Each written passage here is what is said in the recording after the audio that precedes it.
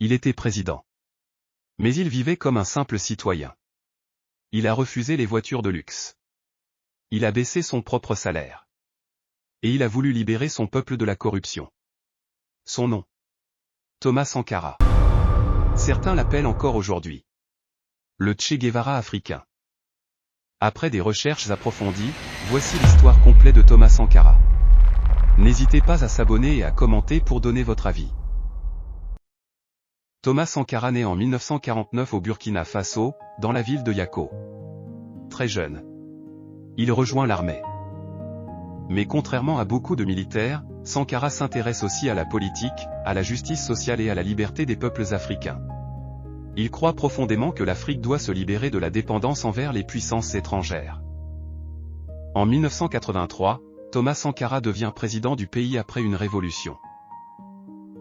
À seulement 33 ans, il devient l'un des plus jeunes chefs d'État du monde.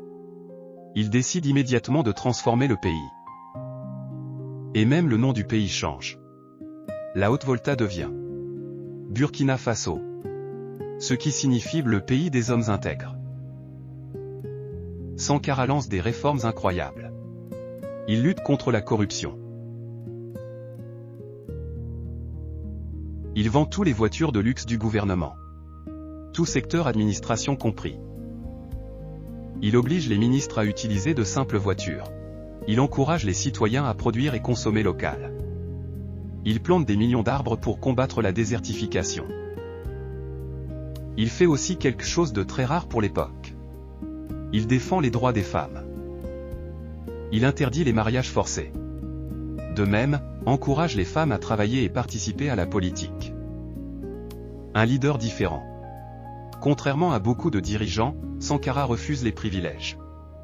Son salaire est très faible. Il joue de la guitare. Et il parle directement au peuple.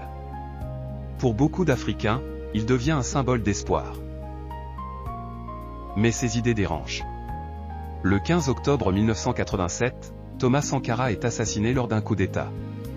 Il n'avait que 37 ans. Sa mort choque toute l'Afrique. Aujourd'hui encore, des millions de personnes admirent Thomas Sankara.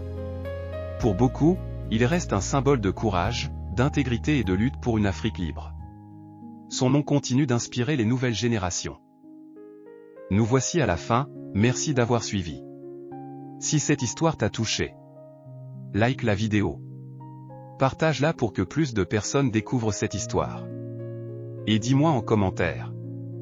Thomas Sankara était-il le président dont l'Afrique avait besoin?